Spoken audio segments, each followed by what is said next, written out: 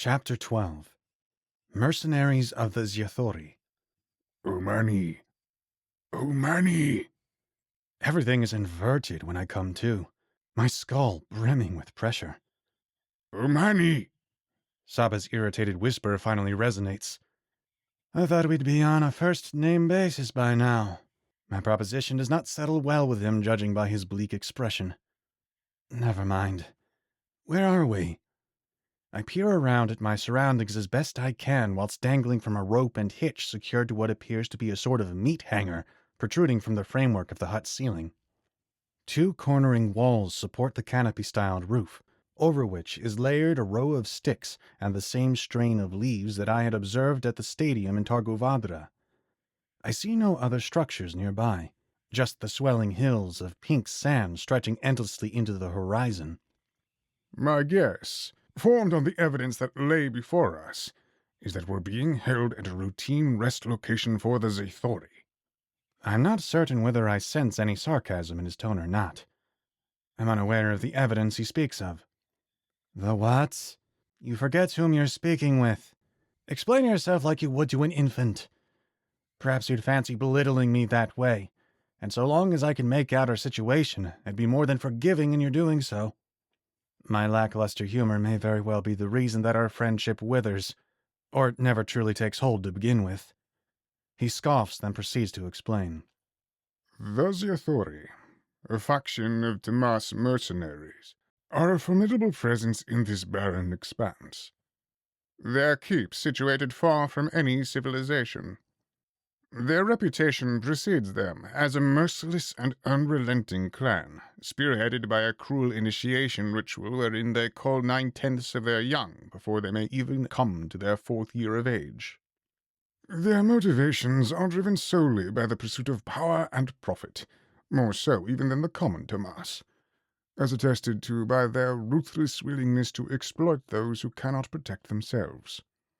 Their numbers, as of my last reckoning, totaled at 31, solidifying their status as the most dominant, fearsome, and cultivated faction on Oma. And before you ask, there are indeed much larger clans and families than theirs. However, the Zyetho are recognized as the most powerful due to the genetic quality of each member as opposed to the quantity of their whole. A single Zyetho could undertake quests meant for a party of 5 or 6, and his results, gruesome and bloody, would speak for themselves. That was a rather grim introduction, and not necessarily tailored for an infant. Remind me to never grant you the opportunity to speak with any of my offspring ought I ever bring any about. I chuckled nervously. My jesting aside, how about we cut ourselves loose so that we can do something about our predicament? Saba vibrates our ropes loose and the knots slacken. Both of our landings are graceful enough as to not cause a commotion and arouse suspicion. I wonder where, too, our captors have gone. There's no sign of them nearby. I quickly pat myself down and find relief in discovering that both of Parias' artifacts remain in my possession. Why on Oma would they ambush us, then leave us alive and with all of our personal belongings intact? I question Saba, as he has been more than knowledgeable thus far. He bends a knee and gathers a handful of sand, slowly pouring it back out of his loosely enclosed fist. Disturbing. The only word he speaks after a brief interlude. I watch him repeat the process a few more times. My confusion in his actions prompt a more concentrated effort on my end. I study and observe. Study and observe. Study and Ah, I see it. I see what troubles him. The sand you displace disappears right before it comes into contact with the rest of the desert, I exclaim. Saba stands upright. This is because we are not yet awake, nor is this truly a dream state. We're in a woven illusion, drugged and hypnotized into a near-perfect simulation. I dare to speculate that this is due to one of the side effects attributed to the toxin we inhaled. Right now, it is more than likely that we are yet being transported by the 2 Zyetho clan members who assaulted us. Are you suggesting that we are somehow sharing a hallucination? How do we disrupt the illusion? And where do you presume they are taking us? This I do not know. However, The artifacts that you think you have in your possession are but concoctions of your manipulated unconscious. A temporary evaporating ink, spilled to elude and entertain this very moment only to dissipate, leaving nothing gained nor documented. My heart sinks into the deserted pit of my stomach. Surely there must be a way to escape this entrapment. I insist. If our setting is an illusion, we too are an illusion. Consequently, then, so are our words and actions. Saba speaks with such certainty. It troubles me. Question after question springs in front of my immediate attention, each to be shoved out of frame by the next, and each more pressing than those that precede them. If I am truly an illusion myself, then whose thoughts are these? And if I am real, then am I sharing this lucid disassociation with Saba, or is this simply an imitation of him that my mind drew up to guide me, or even distract me?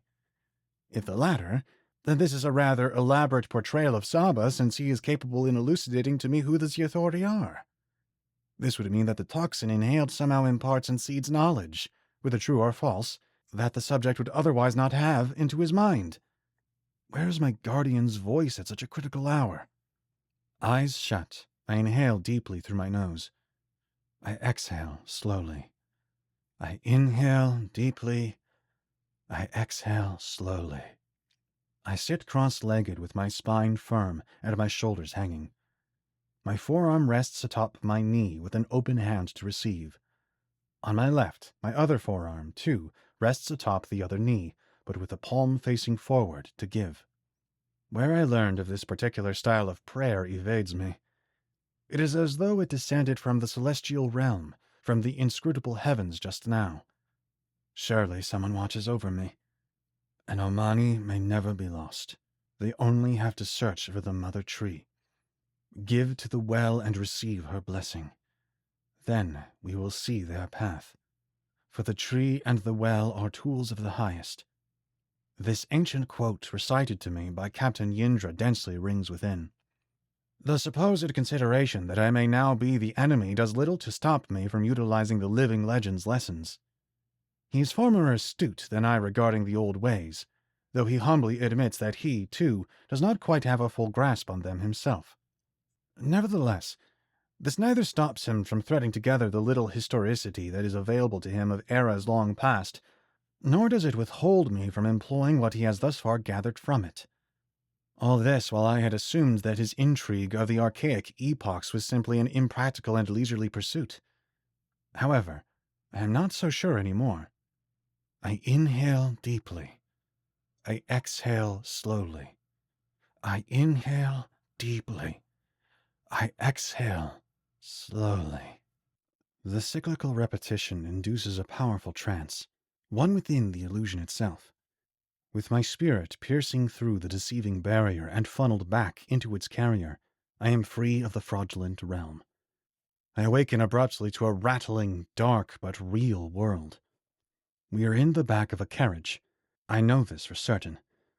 The blackness is stifling, and I can barely make out the form of Saba, still unconscious beside me. My fingers frantically feel around for the artifacts as best as they may, being that I am restricted in my movement, but to no avail. These shackles are much sturdier than the fictitious rope of the illusion. I can hear a racket of bustling and chattering in the forthcoming distance. It would be trivial for me to double my weight 10 times over and bring us to a broken halt, but I would still be defenseless so long as I am constrained like this. Additionally, I still yet bear a sense of disassociation from the toxin. For now, all I can do is wait and hope to learn what I may about our dire situation. Poisons, venoms, and parasites, all bottled up for your convenience and safety. Come! Every second that passes is another second that your prey's health is untainted. We simply cannot have that now, can we? Cut your blades and arrowheads there. Miss Oats, and you'll miss your chance with whatever crop the next swindler sells you. Onyx and Shinatel sale and rent. Cut your mounts elsewhere and they'll leave you abandoned, unimpressed, or shite even eaten. The finest whores in all of Butter Case, right here, right now. Don't leave this square without sampling our merchandise. If you do, you and your disagreeable packer will regret it. Come on, come all, part with your toros and your lonk, and in exchange feast your eyes on a live samat and his tapakana buck. Do not just read or gossip about it. Come see one in action. If you've yet to witness the beauty of an execution, you've yet to live. These vendors could do with a filter when announcing their goods and services. However, I know they're not exactly operating in the hospitality business. No need to hide their personalities, I assume. We are at a market, a flooded one at that. I hear grunts and groans, some indiscernible babbling of auctioneers, tongued curses, the metallic down drum of coin being tossed. Children at play, and up until now, the old wheels of this carriage spinning about atop a poorly paved brick road. We've arrived at our destination, wheresoever that may be. Grim, Gar, my old friends, how are my favorite twins? There's that condescending tone again. Her voice is ruefully unforgettable. Kara, Kishnu, have you brought us more vast nuts? Two new voices, excited and cheery, surface in tandem. The last of them, yes. The former ceased to plant more seeds since last season and refused to cooperate with our demands any longer. They said they'd rather die than continue arming mercenaries with no cause and little pay. Our other captor responds, the wheezing words barely escaping his lips. And so I gassed them all with my other neurotic toxin. Instead of simply putting them to sleep, you see, I made it so they cannot ever sleep again. His laughter hisses. I know well that it is a stretch of the partisan imagination to assume that all Tamas cannot be savages. These two, however, are a vile waste of existence. They are as two scourges of ruin. Those formers were of a good nature. They were hard laborers who kept to themselves. It is a shame that they were brought to such a pitiful end. I am furious and wish for nothing more in this moment than to slaughter their murderers. Oh. The buyers emit a disgruntled sound, barely concealing their disappointment by feigning a pitched inflection at the end of their vowel. Seems as though they are upset at hearing word of their now unceremoniously discontinued business with the formers. We've brought other materials that I'm sure will invigorate your acquisitiveness. Kara slips this pillowed euphemism for greed through her teeth. She herself cannot contain her impish elation.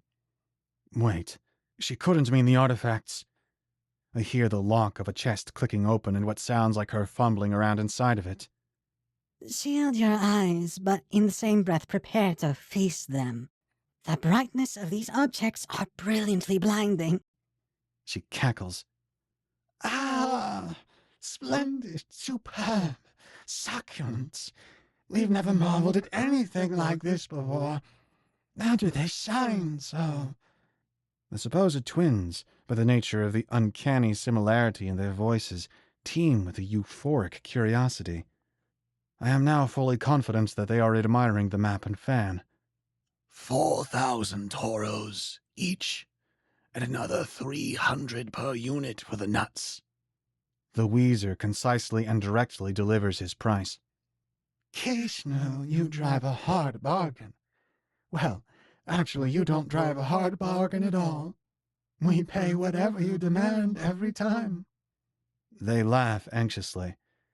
The two speak in unison, not only with matching words, but with complementing emotion, although one is clearly more nervous than the other. I've got to act quick.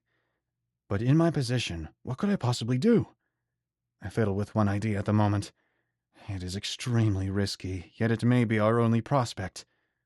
Damn it! I have to do this! There's no time to consider alternatives. Purchase us too! We are two fine warriors. We can work for you as you please and carry out your orders. But unlike the Zyetho, we will work for free and without failure. Yes? We will not kill those who you do business with. I yell out from the darkness of our mobile prison. Kara, silence the Omanu, Kishnu orders. With pleasure. She moans at the thought of punishing us as the row of her footsteps approach the carriage. Wait! The twins halt her bloodlust. Kishnu, we must have misheard you. But please clarify for us this. Did you mention an Omanu? Rare is it that any Omanu comes here in bondage. Most come for their own accords, pleasures, and ambitions. The sort of pleasures and ambitions that they are refused in their lands. Their joyous and immature tones have been transformed since the very moment Kishnu uttered that word. I may only hope that I do not err in my revealing us.